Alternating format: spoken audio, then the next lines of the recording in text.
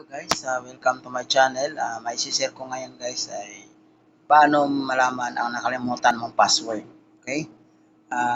Bago yan, subscribe to my channel at pasok ko ang aking intro.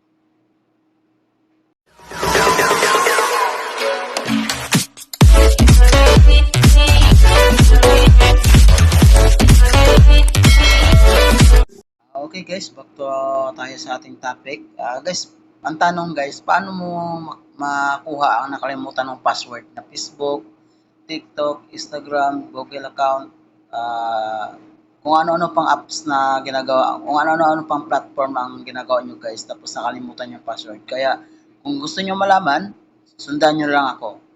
Una guys, punta tayo sa Chrome. Ito, Chrome. Okay? Pindot natin sa Chrome. Punta tayo sa, kailan nakalagin yung Google account nyo dito guys ha. And punta tayo dito sa tatlong tuldok sa gilid yan. Tatlong tuldok. Yan, pagka pindot natin sa tatlong tuldok guys, punta tayo sa settings. Yan, settings.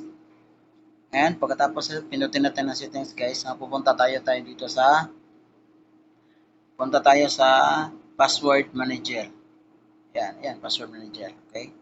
Pindutin natin ang password manager. Ngayon guys, makikita mo na lahat ng password na ginawa mo, na nakalimutan mo. Tulad ng Messenger, TikTok, Facebook, Instagram, SS, or lahat ng mga platform guys na kailangan ng nakalimutan ang password. Halimbawa guys, halimbawa. Kasi pag pindutin ko to yung mata guys, halimbawa, dito tayo sa yung hindi ko na ginagamit. Netflix ito, halimbawa, Netflix. So, pag pindot mo sa Netflix guys, ito, yung kulay mata na to, pag pindot mo yan guys, pag pindutin ko kasi siya guys, black out kasi siya. Kasi, siyempre, ano na rin, iwas na rin. Kusa lang siya na black out. Pero sa akin guys, sa inyo yan, makikita mo siya, pag pindot mo yan, malalabas po yung yung password. At saka, bago lalabas ang password, may ano naman yun eh, may may may lock screen ka or mga basta kung may mga code ka, pipindutin mo naman ang code bago lalabas ang password. Kaya safe po yan para pakialaman sa iba. Okay?